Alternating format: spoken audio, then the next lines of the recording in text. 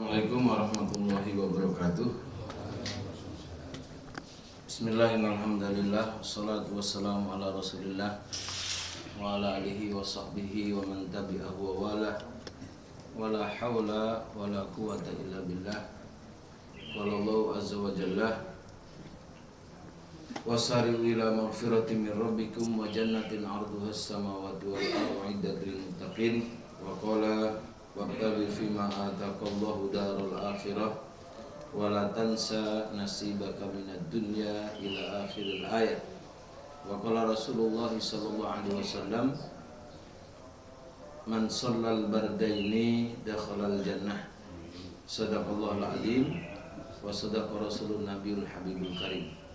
Para bapak dan ibu serta saudara-saudaraku sekalian yang saya cintai dan saya hormati, alhamdulillah pada pagi subuh kita kali ini kembali kita berjumpa dalam kajian pekanan yang pada pekan pertama adalah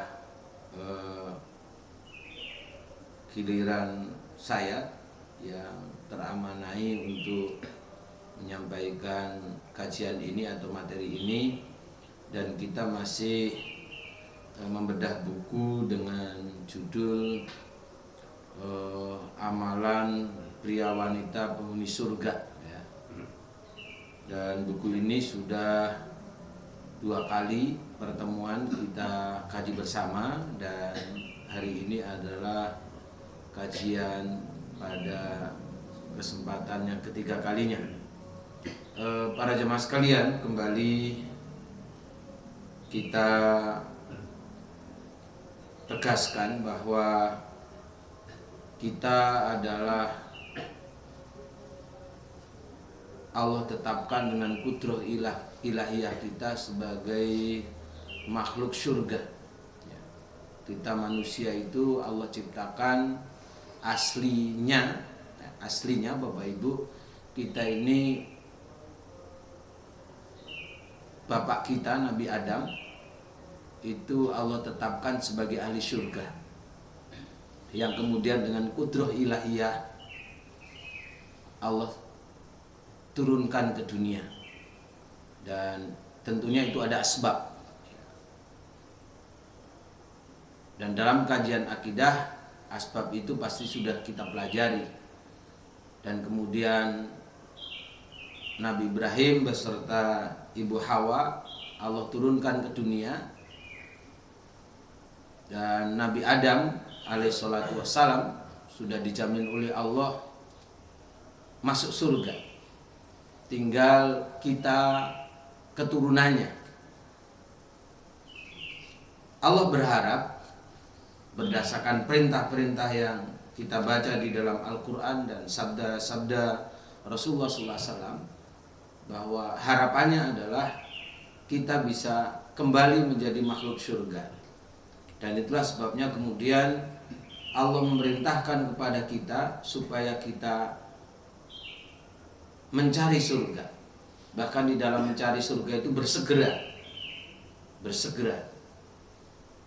2 hal yang menyebabkan kita akan bisa mewarisi surga itu. Pertama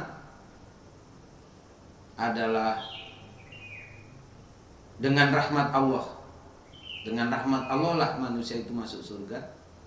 Yang kedua, untuk mencapai rahmat itu adalah dengan amal. Dengan amal. Itulah yang Allah tegaskan di dalam surat Az-Zukhruf ayat 72, surat Az-Zukhruf ayat 72, bahwa Allah menegaskan wa tilkal jannatul lati uristumuha bima kuntum ta'malun.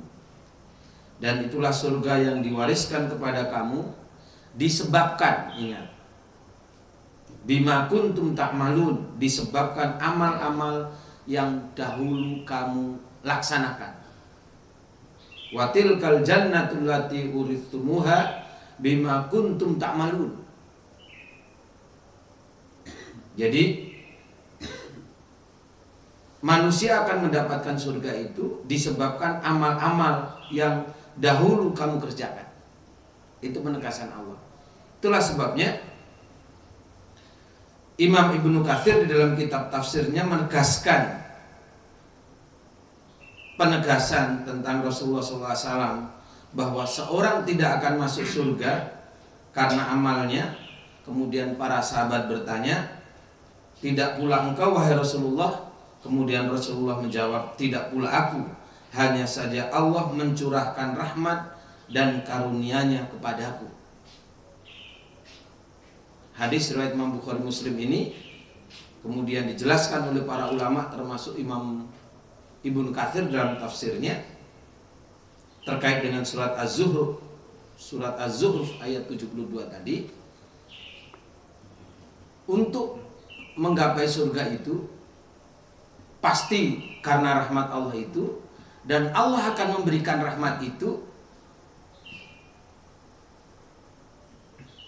yaitu dengan kemampuan manusia, pilihan manusia mampu memilih amal-amal yang Allah tetapkan untuk menggapai surga itu. Ini yang harus kita tegaskan, bahwa jangan sampai kesalahpahaman bahwa masuk surga itu terserah Tuhan, kemudian manusia itu pasif. Pemahaman bahwa masuk surga neraka itu terserah nanti, yang kemudian manusia tidak beramal, itu adalah kesalahan. Karena apa? Betul masuk surga itu karena Allah, dan karena Allah itu, karena rahmat itu, sejak di dunia manusia harus mencari rahmat itu. Nah, salah satu rahmat untuk mencari surga itu adalah dengan mengamalkan apa-apa yang Allah perintahkan untuk kita amalkan untuk mencari surga itu. Maka dengan mau mengamalkan apa yang Rasulullah tetapkan sebagai amalan penghuni surga, itu adalah bukti bahwa Allah memberikan rahmat kepada kita. Dan itulah sebenarnya para jemaah sekalian, maka agar Allah memberikan kita rahmatnya yang kemudian kita masuk surga, maka hari ini kita diperintahkan oleh Allah untuk melakukan banyak amal untuk mencari surga itu.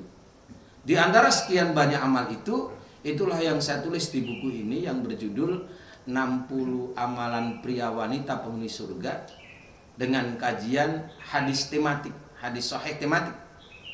Nah, para jamaah sekalian, pada beberapa kajian kita sudah mempelajari tentang beberapa amalan seputar ibadah, bahwa untuk menggapai surga itu kita harus melaksanakan sholat fardu dengan khusyuk dan sempurna, dengan sholat berjamaah tentunya, kemarin sudah kita bahas.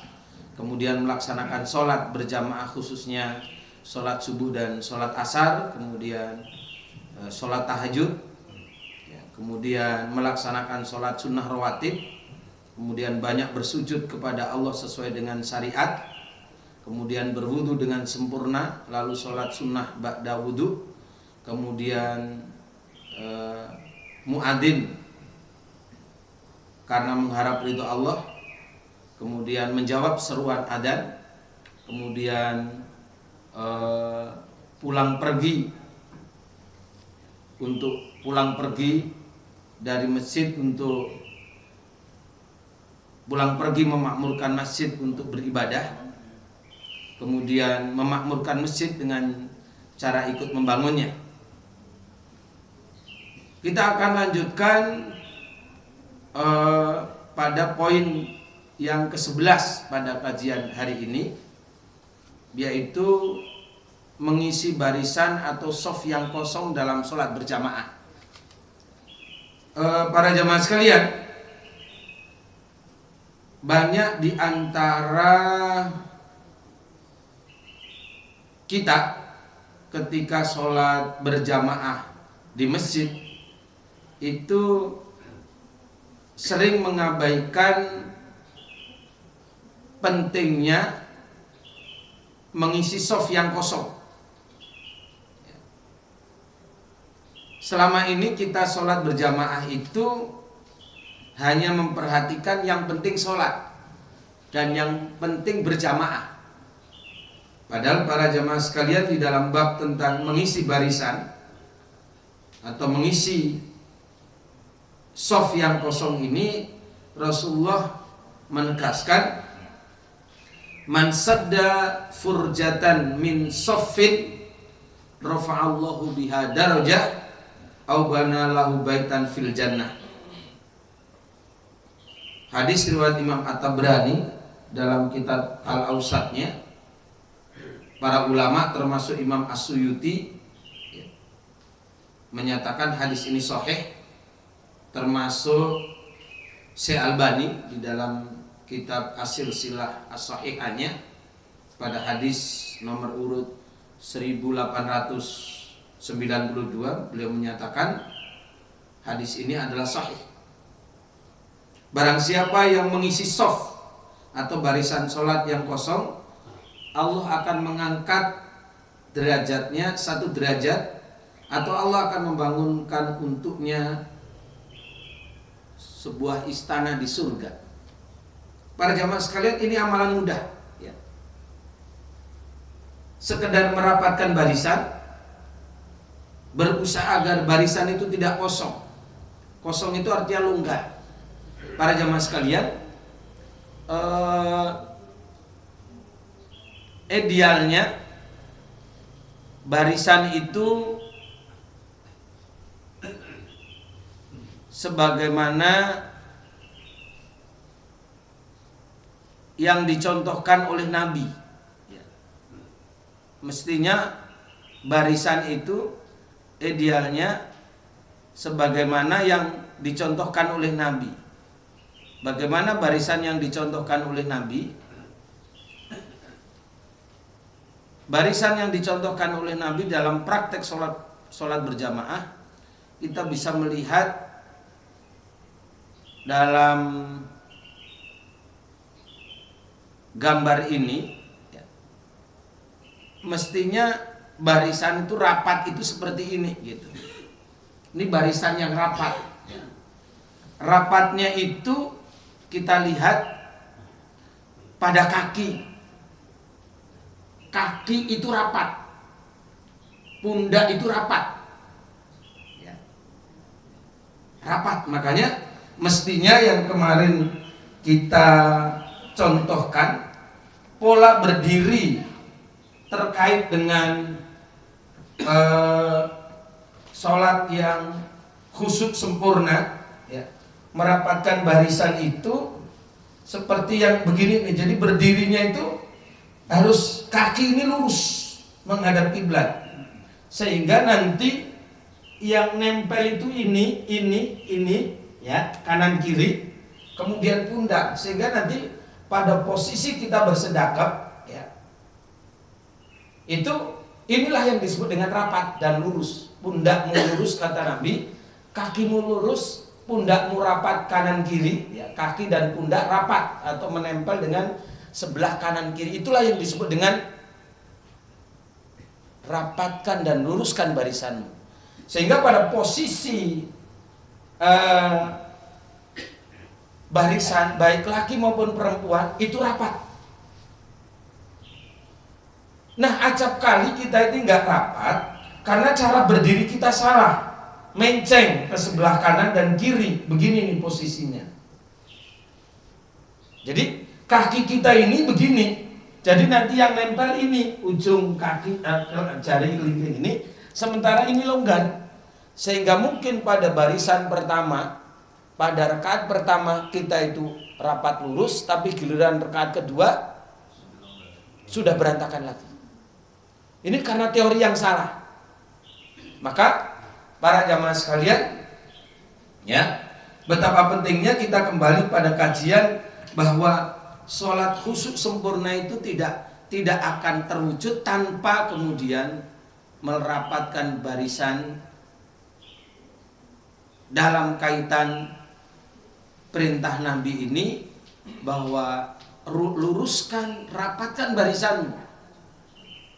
Ini makanya Bapak Ibu, berdiri sholat aja kita kadang-kadang harus belajar lagi kan? Makanya jangan heran kalau kemudian ada beberapa buku yang kemudian mengkritik kita di dalam bab tentang baris berbaris ya. Di dalam baris berbaris kadang-kadang kita harus menyadari kita punya kekurangan-kekurangan. Makanya para jamaah sekalian, mengisi barisan atau shaf yang kosong termasuk persoalan yang mudah terkait dengan amalan untuk menggapai surga, tetapi karena kita tidak tahu sehingga kadang-kadang kita kurang memperhatikannya. Padahal hanya selangkah, hanya menggeser dikit saja. Tetapi karena kita tidak tahu bahwa ini ternyata perintah, ternyata ini adalah mudah, ternyata ini yang mudah ini termasuk amalan untuk menggapai surga. Maka para jamaah, tolong mari kita mulai ya. Barisan itu harus rapat ya. Mari kita bergeser. Kalau kita lupa kemudian kanan kiri kita menggesek atau menggeser kaki kita sedikit, menyentuh kaki kita sedikit, mari kita sambut. Kemudian nanti tinggal posisi sendakap. Kenapa? Di dalam kaifiah bersendakap itu ada yang di dada, ada yang di bawah dada. Ini adalah posisi pengaturan untuk kemudian kita ini sudah bisa rapat atau belum, atau terlalu rapat, atau kemudian sedikit disesuaikan dengan posisi tubuh kita. Ini poin yang ke-11 yang termasuk amalan penghuni surga. Kemudian yang berikutnya adalah selalu berzikir setiap waktu. Para jemaah, Rasulullah SAW bersabda, "Laisa yatahassaru ahlul jannati illa sa'atan marrat bihim lam yadhkurullaha fiha." Tiada sesuatu yang disesali oleh penghuni surga kecuali 1 jam atau 1 saat, 1 waktu yang mereka lewatkan, yang mereka lalui di dunia tanpa mereka gunakan untuk berzikir kepada Allah Subhanahu wa taala. Ini hadis riwayat Imam At-Tabrani dalam kitab Al-Kabirnya, dan para ulama menganggap hadis ini sahih, termasuk Imam Al-Baihaqi dalam kitab As-Sa'bi juz 1 halaman 136. Para jamaah sekalian, Allah Subhanahu wa taala berfirman dalam surat Al-Ahzab ayat 41 itu, "Ya ayyuhalladzina amanu dzkurullaha dzikran katsiran." Wahai orang-orang yang beriman, berzikirlah kamu kepada Allah dengan menyebut namanya. Berzikirlah kamu kepada Allah dengan sebanyak-banyaknya berzikir. Para jamaah sekalian, berzikir. Berzikir setiap waktu. Itulah yang diriwayatkan oleh sahabat Aisyah radhiyallahu an, istri Nabi sallallahu alaihi wasallam, bahwa beliau meriwayatkan hadis, karena Rasulullah sallallahu alaihi wasallam yadhkurullaha fi kulli sya'ni. Adalah Rasulullah sallallahu alaihi wasallam itu selalu berzikir kepada Allah setiap waktu. Setiap waktu. Makanya Bapak Ibu sekalian, mari kita selalu berzikir. Jadi tidak ada waktu kecuali kita berzikir. Tidak ada satu waktu, apalagi sampai 1 jam yang kita lalui tanpa zikir. Ya, makanya para jamaah, kembali pada ketika saya menyusun buku zikir Nabi sallallahu alaihi wasallam ini, saya membuat sistematika susunan berzikir yang kita awali dari dalam rumah kita sendiri, kegiatan kita di rumah. Mulai dari masuk rumah dengan berzikir. Paling tidak kata Nabi dengan ucapan salam. Kalau kita masuk rumah itu kata Nabi ucapkan salam. Nabi menyatakan siapa membaca zikir ini saat dia masuk rumah, aku jamin dia. Aku jamin surga baginya. Aku jamin keberkahan baginya. Aku jamin kesejahteraan dia. Apabila seorang masuk rumah lalu berzikir ketika masuk, ketika makan dan seterusnya, maka setan akan berkata, kalian tidak memiliki tempat menginap. Kalian tidak memiliki tempat menginap dan makan malam. Apabila ia masuk tanpa mengingat Allah, setan berkata, kalian mendapatkan tempat menginap di tempat ini. Karena itu para jamaah sekalian, Nabi menyatakan ada 3 golongan yang dijamin oleh Allah. Salah satunya adalah seorang yang masuk rumahnya dengan membaca Assalamualaikum warahmatullahi wabarakatuh. Para jamaah, kenapa sih Bapak Ibu kita masuk rumah harus mengucapkan salam? Bukankah kita di rumah sendiri ada jaminan keselamatan? Bapak Ibu sekalian, selamat iya secara lahiriah, tapi secara batiniah, Bapak Ibu bisa bayangkan enggak? Kalau kita mendengar suara bahasa binatang, biasa ucapan teriakan, kalau teriakan bahasa binatang itu di luar rumah, di jalanan, kita kaget. Itu orang ngagetin, itu orang ucapannya, ungkapannya, bahasanya. Tapi kita bisa bayangkan nggak kalau kemudian di dalam rumah kita sendiri kemudian ada teriakan, ada bahasa yang menyesakkan dada. Bapak Ibu, kita itu sering menangis itu kadang-kadang terjadi tangisan itu di luar rumah apa di dalam rumah? Di luar rumah apa di dalam rumah? Kadang-kadang kita menangis. Kenapa kita menangis? Karena kesedihan, karena kekecewaan, karena kekesalan. Hanya saja ini kita tidak sadari bahwa ini adalah jangan-jangan lupanya kita mengucapkan zikir ketika masuk rumah. Ada omongan yang menyakitkan, tidak pantas, itu kalau di luar rumah kita kecewa. Tetapi lebih kecewa lagi kalau ucapan itu ada di dalam rumah. Jangan dianggap kemudian kenapa di masuk rumah sendiri kemudian membaca doa, kenapa kemudian mengucapkan Assalamualaikum. Ya. Ibu-ibu yang mengalami seperti ini pasti. Kita bapak-bapak kadang-kadang kalau anaknya orang lain melakukan hal yang mengecewakan kita, ya sudah. Tapi kalau itu pada kita dan itu anak kita, naudzubillah min dzalik. Dan belas semuanya para jamaah sekalian, ya, sejak kita masuk rumah, ketika melepas pakaian, ketika masuk WC, ketika keluar dari WC, ketika mengenakan pakaian,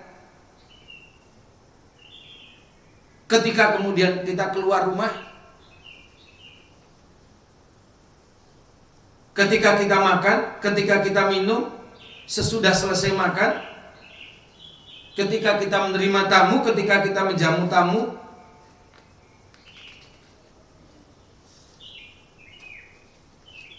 atau berzikir ketika kita dijamu tamu,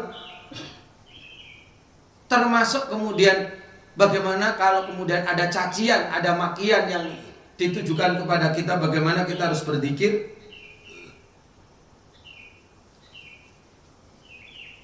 Kemudian sebelum tidur, ketika saat tidur kemudian kita terbangun, Ketika kita saat tidur kemudian kita mimpi buruk, kemudian ketika kita tidur pulas kemudian kita bangun, semua ada dzikirnya. Semua Nabi mengajarkan dzikir-dzikir itu. Rasulullah sudah mencontohkan dzikir-dzikir itu. Ketika kita keluar rumah untuk safar, ketika naik kendaraan, ketika kendaraan kita bermasalah, dan seterusnya dan seterusnya. Nabi mencontohkan kepada kita semua waktu adalah dengan dzikirnya. Makanya kalau kita bisa dari sekian banyak dzikir yang dicontohkan oleh Nabi, mana yang sudah kita amalkan, kemudian kita contreng sesuai dengan ya. Jadi kita dzikir itu bukan saat sholat saja, bukan sesudah sholat saja kita dzikir. Dan di dalam Islam para jamaah, Rasulullah SAW mencontohkan kita berzikir itu segala waktu. Nah, paling tidak bapak-bapak yang kemarin kita sudah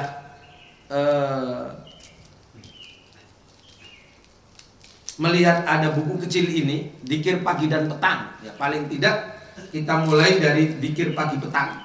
Ya, Bapak Ibu sekalian yang kita sudah ada sarana mudahnya begini, ya, dzikir pagi petang. Ya. Mari kita amalkan. Karena para ulama itu menyatakan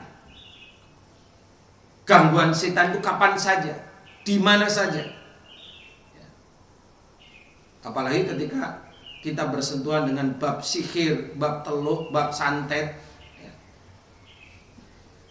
Sebuah kejahatan yang dilakukan oleh setan dan sekutunya, dukun dan sekutunya, ya. Sehingga kita butuh pertolongan Allah. Salah satunya pertolongan itu dengan cara berzikir, dan kekuatan zikir itu maksimal 11 jam sampai dengan 12 jam.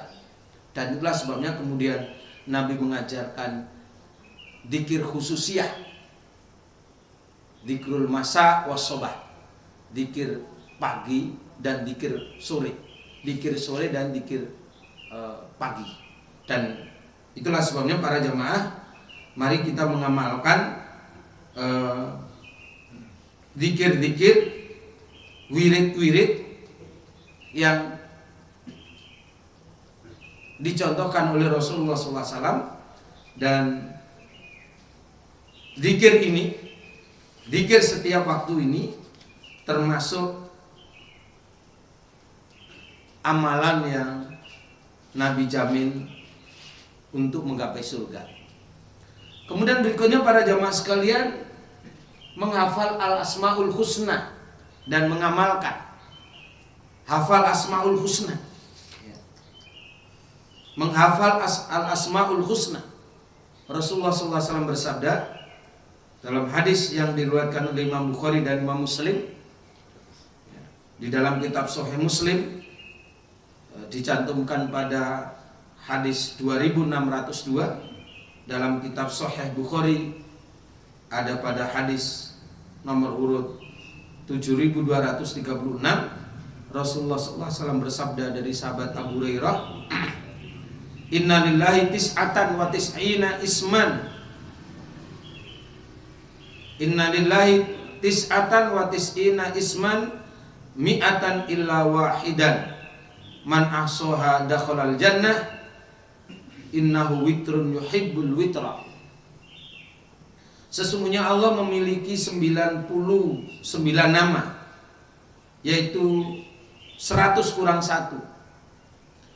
Barang siapa yang menghitungnya, niscaya ia akan masuk surga. Sesungguhnya Allah ganjil, Allah menyukai yang ganjil. Al-asmaul husna para jamaah, ya. Al-asmaul husna, menghafalnya, mengamalkannya. Dan pasti kita ketika bicara tentang mengamalkannya, pasti kita sudah memahaminya. Pasti kita sudah memahaminya.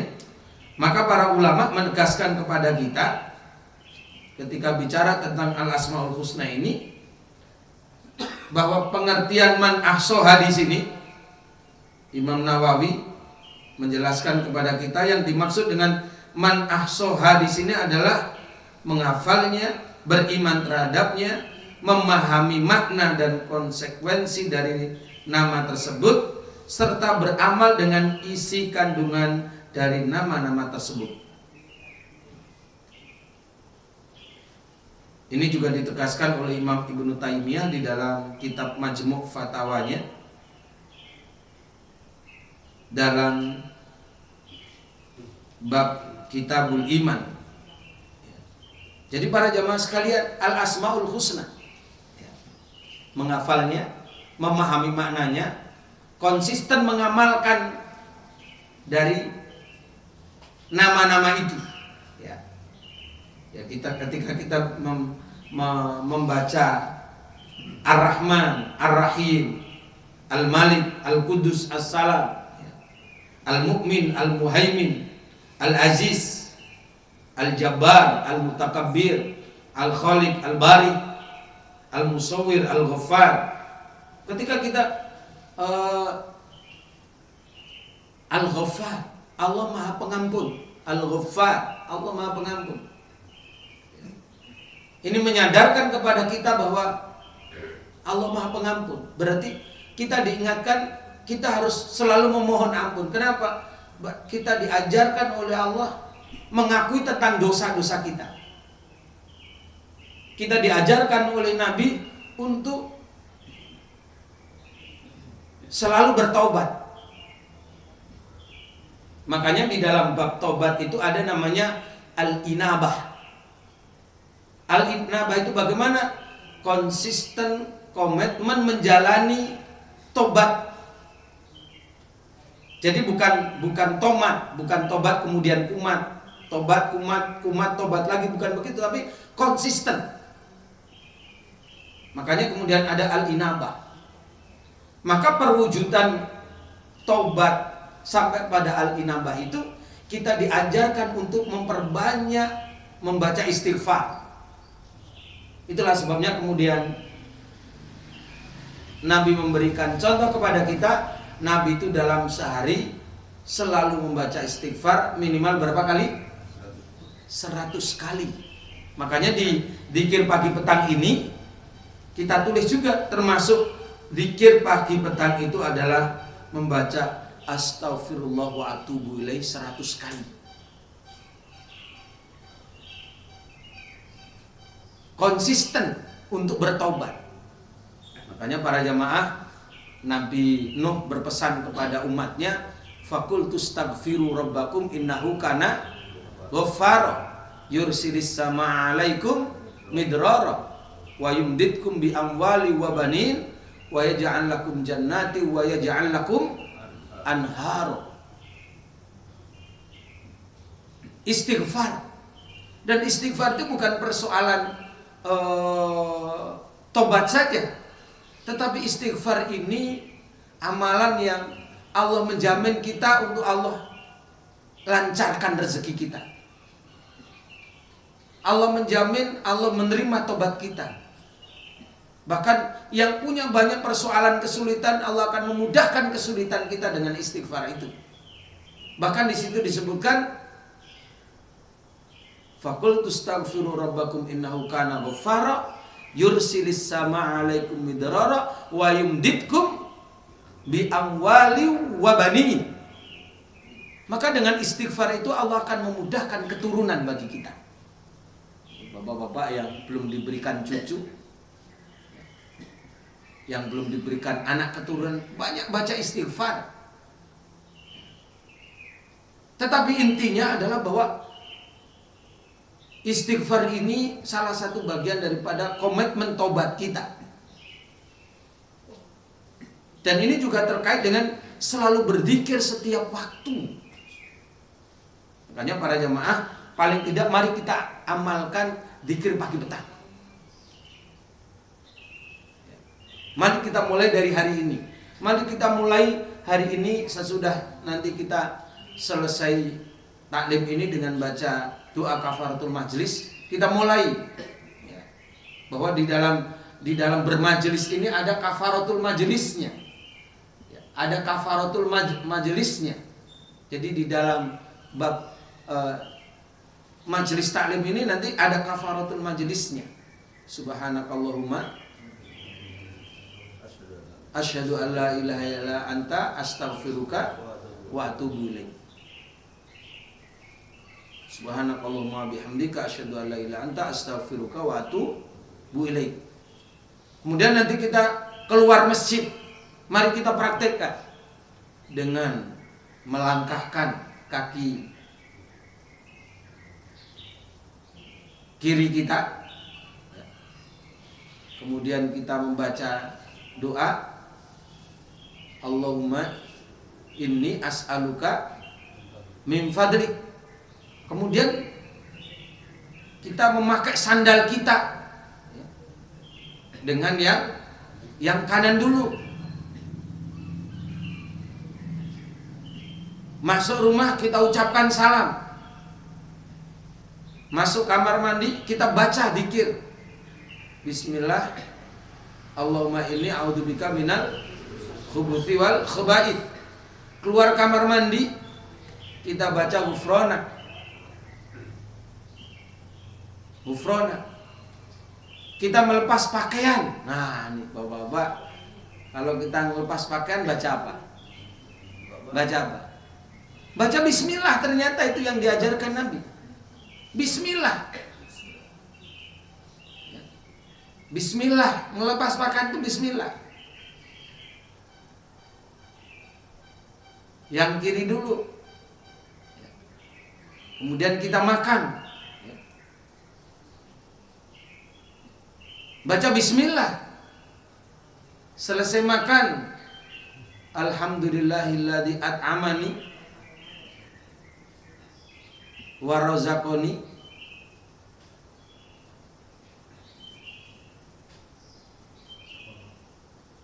Ya, yang itu iya juga, tapi yang sahih itu yang ini gitu. Ya, yang ada di buku ini gitu. Makanya para jamaah, kita mulailah bahwa kita selalu berzikir, Ya.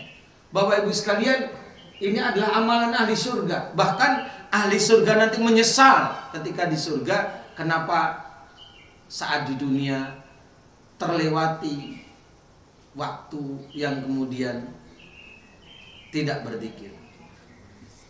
Kemudian para jamaah sekalian, saya kembali kepada al-asmaul husna ya. Menghafal al-asmaul husna dan mengamalkannya. Bapak Ibu sekalian, kita yang sudah hafal yang mana? Bagaimana metodologi menghafalnya? Itu terserah kita. Yang penting kita tidak keluar dari pemahamannya ya. Misalkan kok ada bait yang wallahul ladzi la ilaha illa huwar rahmanur rahimul malikil qudusus salamul mu'minul muhaiminul azizul jabbarul. Terserah.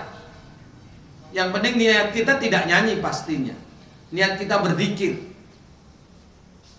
Niat kita berzikir, niat kita menghafal, niat kita memahami makna, niat kita akan mengamalkan perintah Nabi ini untuk menggapai surga. Salah satunya dengan menghafal al-asmaul husna dan mengamalkannya. Kemudian menghafal Al-Quran dan mengamalkannya. Para jemaah sekalian, mari ya.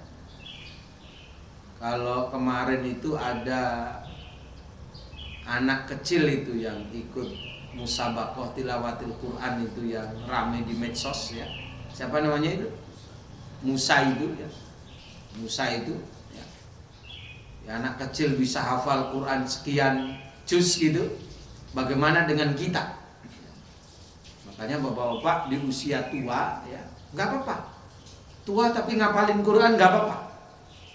Tua ngapalin Quran nggak apa-apa. Insya Allah semakin susah semakin banyak pahalanya ya, menghafalkan Quran. Makanya kalau di masjid itu ada program tahsin ikut. Ya cuman kadang-kadang kalau di masjid itu ada program tahfidz, ada program tahsin, biasanya dari segala macam waktu kajian atau waktu taklim gitu, yang paling sedikit diikuti jamaah biasanya yang tahsin ini gitu, yang tahsin ini. Padahal mestinya tidak begitu. Semuanya itu harus kita awali dengan Quran. Dan bicara Quran itu pertama adalah membaca yang benar, menghafal yang benar, memahami makna yang benar, memahami tafsir yang benar, kemudian mengamalkan. Jadi para jamaah, marilah kita kembali kepada komitmen ini gitu. Bapak-bapak, kita sudah tua, sudah sekian waktu kita tersita oleh anak kita, oleh cucu kita. Ya. Marilah kita menyibukkan diri untuk mencari surga kita. Kesempatan waktu mencari surga itu tidak seluas masa muda kita. Ya. Kemarin itu di medsos kan lagi rame persoalan kematian siapa? Profesor Dr. Kiai Haji Ali Mustafa Yakub. Beliau itu belum terlalu tua, umurnya baru 64. Bapak-bapak di sini mungkin ada yang lebih tua ya dari beliau ya. Yang umurnya lebih dari 64 siapa di sini? Hah? Ya, belum terlalu tua. Nah, artinya dari segi usia, alhamdulillah kita diberikan Allah kemudahan, diberikan Allah kelebihan, kesehatan. Mari kita segera mencari, jangan ditunda lagi deh. Pokoknya kita kembali bahwa di masjid setiap ada program terkait dengan Al-Quran, tahsinnya, tahfidznya, mari kita ikut. Ini termasuk amalan menuju surga. Kemudian berikutnya para jamaah membaca ayat kursi setiap selesai sholat fardu. Ya, ini mudah ini ya.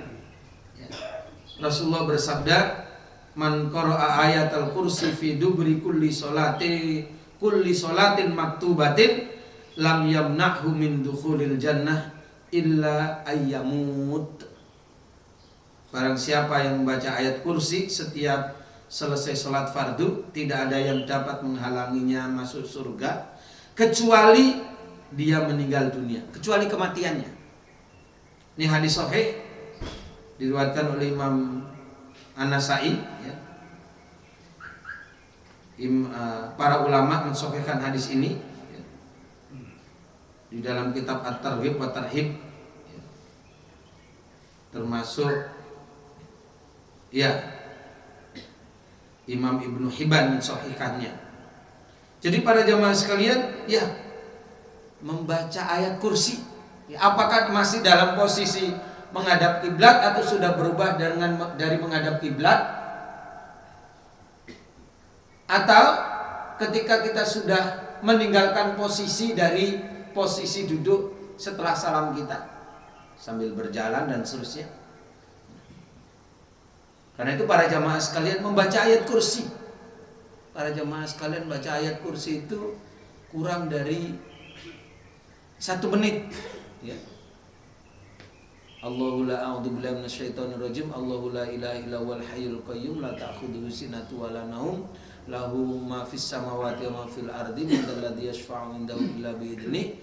Ya'lamu ma baina aydihim wa ma khalfahum wa la yuhituna bi syai'in min ilmihi illa bima syaa. Wasi'a kursiyyus samawati wal ard wa la ya'udhu khiftuhuma wa huwal aliyul azim. Enggak ada 30 detik, enggak ada. Setengah menit enggak ada itu. Tapi kenapa kita tidak menyempatkan diri gitu? Bahkan kalau perlu kita tambah sebelum tidur ya. Di buku Dzikir Doa Nabi ini ada 15 wirid, ada 15 amalan yang dilakukan oleh Nabi. Salah satunya membaca ayat kursi sebelum tidur. Karena itulah para jamaah sekalian, kembali kepada poin selalu berzikir setiap waktu itu, memang kita harus, ya ini kan amalan mudah untuk mencari surga sejatinya. Kita bisa itu. Cuman perlu inabah tadi. Perlu al-inabah, perlu konsistensi. Perlu komitmen.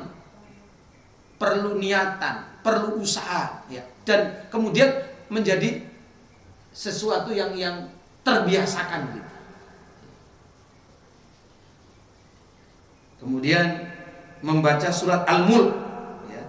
Baca surat Al-Mulk dan mengamalkannya. Ini para jamaah harus ngafalkan itu. Tabarakalladzi biyadil mulku wa huwa ala kulli syai'in. 30 ayat itu. Coba, ya. Bahkan Nabi itu setiap malam itu selalu membaca surat Al-Mulk ini.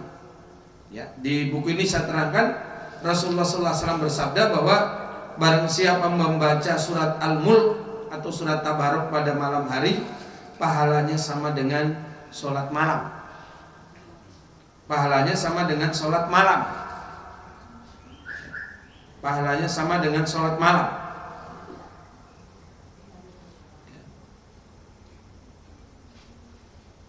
Pahalanya sama dengan sholat malam. Karena itu para jamaah, ya. Kemudian berikutnya membaca surat Al-Ikhlas dan mengamalkannya. Nah ini, membaca surat Al-Ikhlas. Para jamaah, kenapa kita baru bangun, kemudian berwudu, kemudian ke masjid, atau di rumah mendengarkan adzan, kemudian kita disyariatkan sholat sunnah fajar. Kenapa sholat sunnah fajar itu setelah Al-Fatihah rakaat pertama, kemudian Qul ya ayyuhal kafirun, kemudian rakaat kedua Al-Fatihah, kemudian surat Al-Ikhlas. Kenapa? Karena memang surat Al-Ikhlas ini surat tauhid. Surat tauhid. Dan dalam kita berkomitmen bahwa dari sekian banyak ayat-ayat surat-surat yang ada di Quran itu, bagaimana surat Al-Ikhlas itu paling sering kita baca. Makanya termasuk di zikir pagi petang itu kita baca surat Al-Ikhlas berapa kali? 3 kali. Di dalam bab haji juga begitu. Ketika kita sholat sunnah ba'da tawaf di belakang makom Nabi Ibrahim, rakaat pertama kita membaca Al-Fatihah, kemudian Qul ya ayyuhal kafirun. Rakaat kedua kemudian kita membaca Al-Fatihah dan Al-Ikhlas. Kenapa? Ini ayat-ayat tentang tauhid. Makanya di buku ini saya jelaskan kenapa. Kenapa? Bagaimana cara mengamalkannya? Ya para jamaah, mari kita sempatkan membaca buku ini. Ya para jamaah sekalian, inilah beberapa poin yang bisa disampaikan terkait dengan sekian banyak amalan pria wanita penghuni surga, dan ini sifatnya untuk mencas saja, gitu, untuk mengingatkan saja bahwa ternyata untuk masuk surga itu banyak jalannya. Jadi banyak jalan menuju surga. Yang kita sebut ini kebetulan yang mudah-mudah, walaupun ada yang susah. Kalau kita kepingin tahu susahnya masuk surga, ya kalau haji sama umroh itu Pak, tawafnya harus berdesak-desakan, sa'inya harus. Kalau sa'i itu kan yang capek yang di kaki sini apa yang di sini? Dua-duanya. Ini salah satu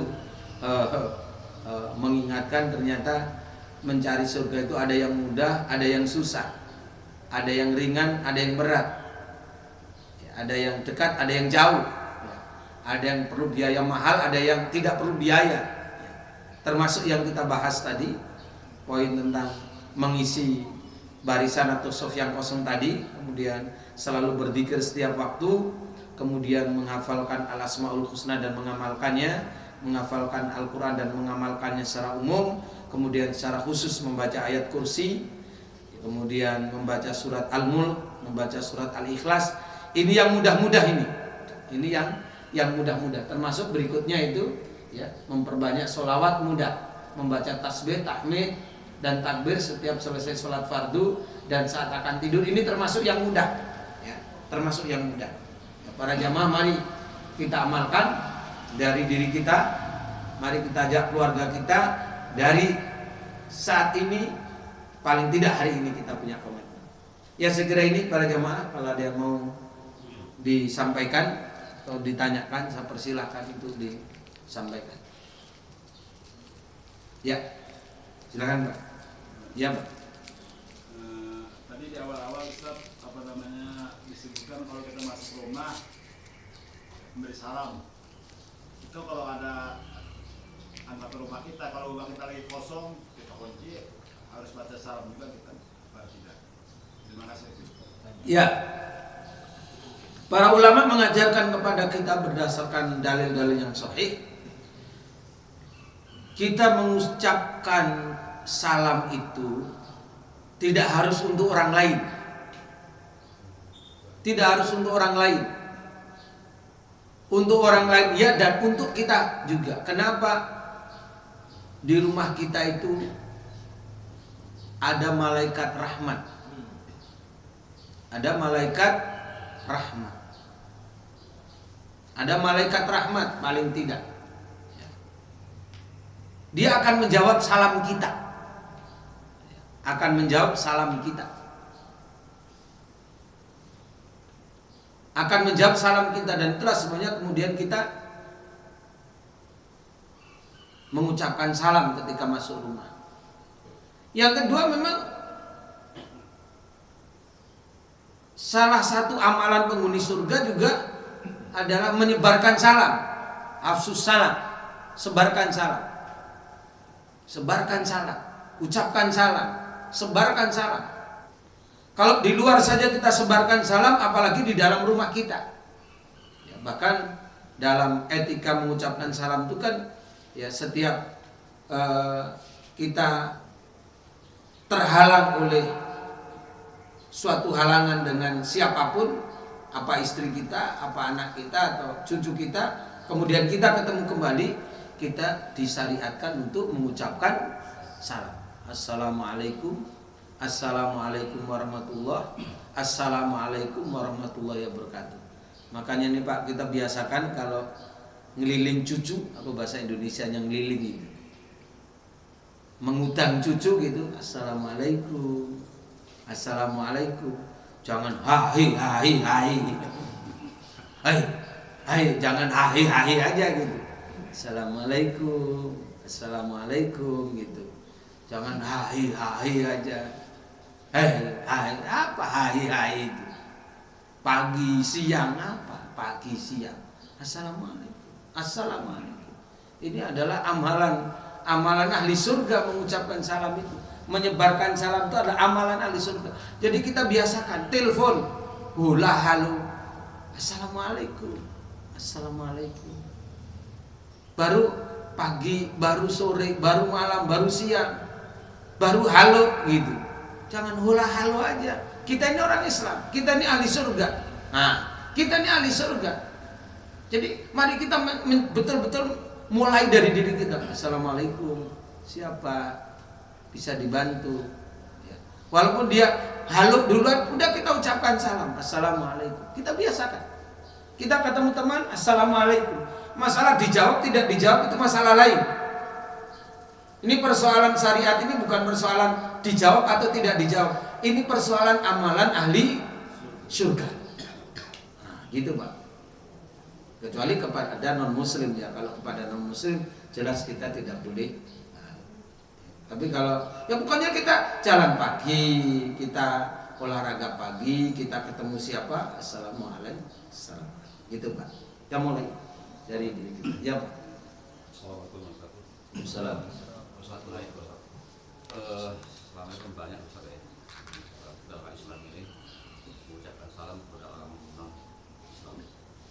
Terutama yang kedua juga menjawab salam dari orang Islam. Itu hukumnya gimana Ustaz? Itu pertama. Yang kedua, tadi membaca ayat kursi setiap selesai sholat fardu. Bagaimana hukumnya kalau kita membaca ayat kursi pada waktu salat? Apakah itu wajib atau sunat? Ya, dalam adab mengucapkan salam jelas Pak, kepada non muslim kita tidak boleh mengucapkan assalamualaikum itu. Kalau kepada non muslim kita ucapkan assalamu ala manihtada, assalamu ala manittaba al huda. Itu Jadi kepada non-muslim kita tidak boleh mengucapkan salam. Ini ibadah, ini syariat. Jadi yang harus kita mengerti ini syariat gitu. Yang kebetulan syariat ini kaitannya dengan sosial. Jadi jangan sampai kita bias gitu. Makanya apa yang kita lakukan ini bukan baik menurut kita, tapi baik menurut Allah, baik menurut syariat. Itulah sebenarnya kemudian harus diluruskan dengan dalil-dalil yang ada. Itu yang pertama. Yang kedua, bagaimana kalau non-muslim mengucapkan salam kepada kita, kita tidak menjawabnya. Tidak menjawab dengan salam itu. Kita tidak menjawab dengan ucapan salam waalaikumsalam itu. Tetapi Nabi mengajarkan kepada kita cukup dengan alaikum. Alaikum. Alaikum. Alaikum. Kalau kepengen panjang cukup alaikum. Jadi ya sudah alaikum saja. Jadi kita kembali kepada syariat ini. Jadi kita hidup ini terikat dengan kontrak syariat. Terikat dengan kontrak syariat. Makanya kita jangan bias ya. Kemarin di medsos ini kan lagi rame itu tentang ungkapan bahwa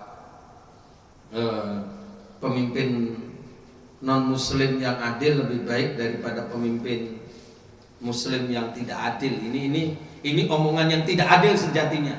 Kenapa kalau yang non muslim disandingkan kepada yang adil, kemudian yang non muslim disandingkan kepada yang adil, yang muslim tidak disandingkan kepada yang adil, tapi yang dolim gitu. Ini ucapan tidak adil.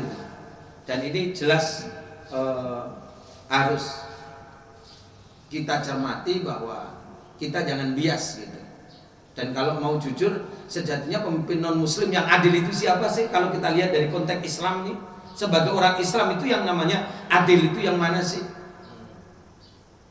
Kalau yang muslim aja nggak bisa adil, apa iya yang non muslim bisa adil gitu? Ini kan kita harus jujur juga gitu. Dan kalau mau jujur, sejarah sudah mencatat justru pemimpin yang muslim itu yang adil itu yang muslim siapa? Nabi jelas, Sayyidina Abu Bakar jelas adil. Siapa yang bisa menyatakan Nabi itu tidak adil di dalam memimpin negara? Siapa yang bisa menyatakan Sayyidina Abu Bakar tidak bisa berbuat adil dalam memimpin negara?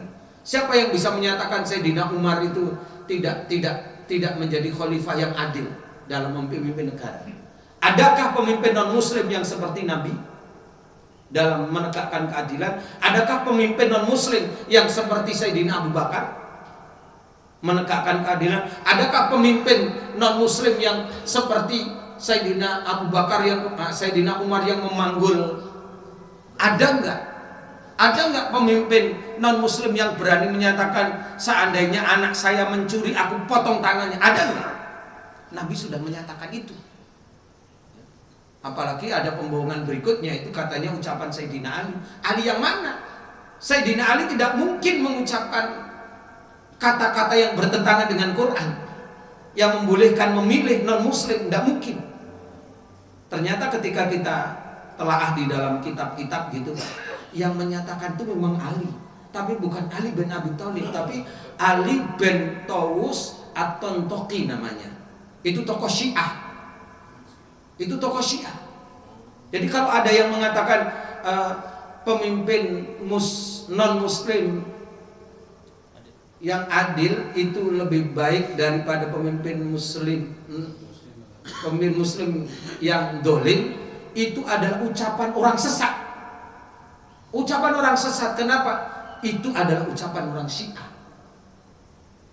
Jadi kalau ada yang mengatakan itu Ali, ya, tetapi bukan Sayyidina Ali yang cucu Nabi, bukan Sayyidina Ali yang sahabat Nabi, bukan Sayyidina Ali yang dijamin masuk surga oleh Nabi, tetapi Ali bin Taus An-Tantoqi yang itu adalah orang Syi'i, orang sesat. Nah ini nanti kalau ada waktu saya bisa bukakan kitabnya itu. Cuman ini kan waktunya sudah. Nah, gitu ya Pak ya. Ya, jadi seperti itu Pak. Dalam tentang ayat kursi Kita baca ayat kursi bisa di dalam sholat, bisa di dalam sholat, bisa di luar sholat. Tetapi kaitan dengan hadis ini adalah membaca ayat kursi sesudah sholat fardu. Kullu duburi sholatin maktubatin, habis sholat fardu. Dan tentunya banyak membaca ayat kursi bagus saja, karena dalam hadis lain ya, membaca ayat kursi itu kata Nabi bisa mengusir setan. Mari kita amalkan. Ya. Maka di zikir pagi petang juga ada baca ayat kursi kan, di zikir pagi petang. Ya. Baca ayat kursi dulu, baru baru Ikhlas 3 kali, Al-Falaq 3 kali, kemudian Anas 3 kali. Ini sebelum rangkaian doa ya, termasuk bagian itu. Ini kan mudah, para jamaah mudah. Ya kita sudah tua, mau nyari apa kalau nggak mau nyari surga? Ya, ini aplikatif pelajaran kita ini mudah, gampang, tinggal butuh inabah, butuh konsistensi. Ya, butuh konsistensi. Itu aja yang disebut dengan al-inabah. Ya. Para jamaah demikian, mudah-mudahan bermanfaat. Iya, Pak. Tentang sholat subuh. Iya, Pak. Dilakukan ketika waktu juga atau 15 menit setelah subuh.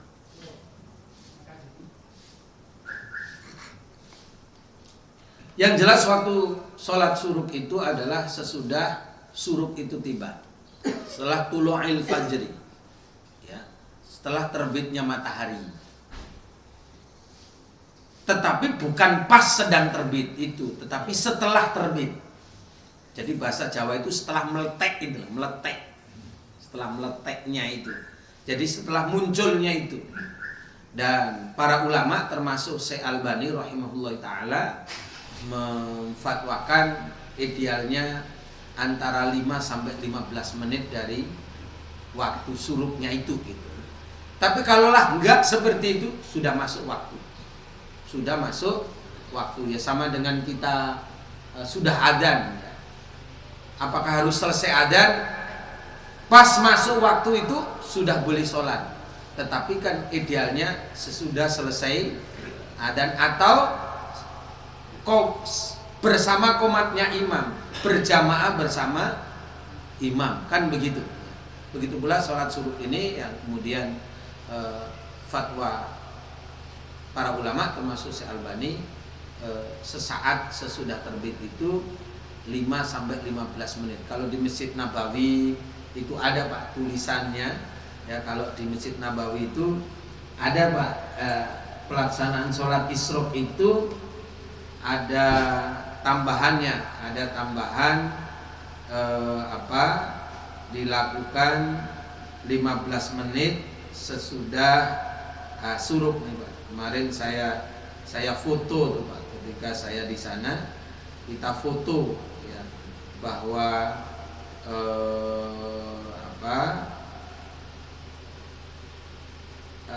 jadwal waktu di sana kan ada tuh Pak.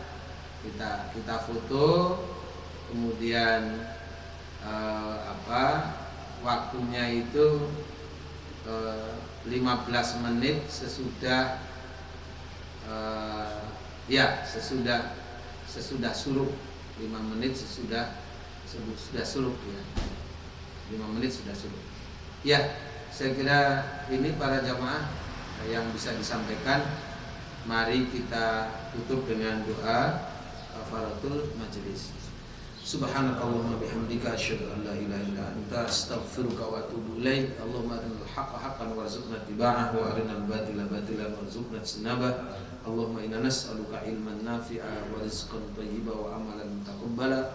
Allahumma inna nas'aluka ilman nafi'a wa rizqan thayyiban wa amalan mutaqabbala. Allahumma a'inna ala dzikrika wa syukrika wa husni ibadatika. Allahumma rabbana atina fid dunya hasanah wa fil akhirati hasanah wa qina adzabannar. Subhana rabbika rabbil izzati amma yasifun wa salamun alal mursalin walhamdulillahi rabbil alamin. Wassalamu alaikum warahmatullahi wabarakatuh.